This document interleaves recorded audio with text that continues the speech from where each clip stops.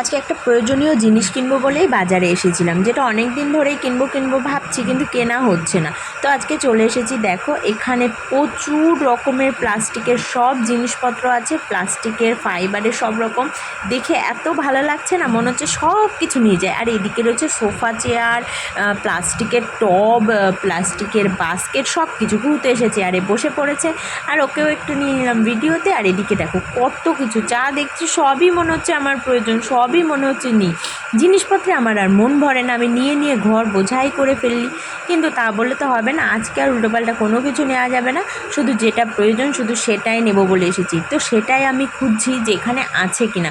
এটা অ্যাকচুয়ালি রাস্তার পাশে একটা ফুটপাতের মতো, কিন্তু অনেকটা মানে জায়গা নিয়ে এটা বসেছে।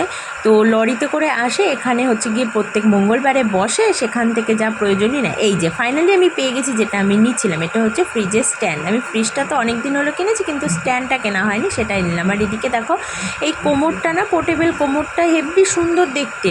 আর তোমাদের সাথে সেটাই শেয়ার করছি যে দেখো কি সুন্দর। বাড়িতে যদি বয়স্ক মানে দাদু ঠাকুমা থাকে, তাদের এই জিনিসটা ব্যবহার করতে খুবই সুবিধা হবে, যেখানে সেখানে বসিয়ে দাও, কোনো প্রবলেম নেই। আর দেখো কি সুন্দর, আর প্রচণ্ড শক্ত, আর মানে কত যে পোক্ত, মানে কোনো রকমে কোনো কিছু মানে ভেঙে যাবে এরকম কোনো ব্যাপার নেই। তো জিনিসটা দেখলাম একদম নতুনত্ব মনে হলো, তাই ভাবলাম তোমাদের সাথেও শেয়ার করি। তোমরা কিন্তু কমেন্টে জানিও জিনিসটা তোমাদের কেমন লাগলো। আমার তো বেশ নতুনত্ব লাগলো জিনিসটা। দেখো বারবার কুহু তাই জন্য ঢাকনাটা খুলছে আর বন্ধ করছে, আমিও দেখলাম, আমারও বেশ ভালো লাগলো।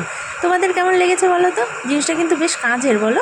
আর এদিকে আরেকটা জিনিস, এটা তো তোমরা সবাই জানো, পটি চেয়ার। অসুস্থ ব্যক্তিরা এটাতে পটি করতে সুবিধা হবে, আবার বয়স্ক দাদু ঠাকুমাদেরও সুবিধা হবে। কিন্তু এই জিনিসটা তো অনেক পুরনো, কিন্তু যেটা আগে দেখলাম ওটা কিন্তু বেশ নতুনত্ব, আর যেটা খুবই পোক্তশক্ত। জিনিসটা দেখে আমার খুব ভালো লাগলো। তো যাই হোক, আমি যেটা কিনতে এসেছিলাম কেনা হয়ে গেছে। তারপর এসেছি হচ্ছে ফুচকা খেতে। এদিকে দেখো কুহু হচ্ছে চাটনি ফুচকা খাচ্ছে, কারণ ঝাল খেতে পারে না। আর আমি বাইরে বেরোবো, ফুচকা খাবো না, তা কী হয়? তো আমিও খেয়ে নিয়েছি একদম ঝাল ঝাল ফুচকা। তারপরে বাড়ি চলে এসেছি। বাড়িতে এসে ফ্রিজের নিচে ফ্রিজের স্ট্যান্ডটাও সেটিং করে দিয়েছে কুহুর পাপা। আর এদিকে দেখো ফ্রিজের স্ট্যান্ডটা লাগিয়ে ফ্রিজটাও কত সুন্দর একটু উঁচু হয়েছে, নিচের ট্রেটাও একদম পারফেক্টলি খোলা যাচ্ছে। সেটাই খুলে দেখছিলাম যে ট্রেটা খোলা যাবে কিনা, একটু কনফিউজ ছিলাম, কিন্তু না, পারফেক্টলি একদম খোলা যাচ্ছে। দেখো ফ্রিজের স্ট্যান্ডটা লাগিয়ে ফ্রিজটাও সুন্দর উঁচু হয়েছে, নিচে কোনো নোংরা জমলে এবার সহজেই আমি পরিষ্কার করতে পারবো। অনেক দিন ধরে ইচ্ছা ছিল জিনিসটা কিনবো, কিন্তু সময় করে উঠতে পারছিলাম না বলে যাওয়া হচ্ছিল। তো ফাইনালি আজকে সেই জিনিসটা কিনে ফেলেছি। আমার তো ভীষণ ভালো লাগছে। আর নিজের সংসারের কোনো জিনিস ঠিকঠাকভাবে যত্ন করে রাখতে পারলে আমার ভীষণ ভালো লাগে। আর যদিও সেই জিনিসগুলো অনেক কষ্ট করে কিনতে হয়, আর অনেক শখের সেই জিনিসগুলো, তাই আমি চেষ্টা করি প্রত্যেকটা জিনিসে যাতে খুব যত্ন সহকারে রাখতে পারি। সেই রকমই ফ্রিজটাও অনেক শখের এবং কষ্ট করে কেনা। তো সংসারের ছোটোখাটো যেসব জিনিসই বলো, অনেক শখের হয় সবারই। তো তোমাদের সবার কেমন লাগছে জানিও। Tata, by.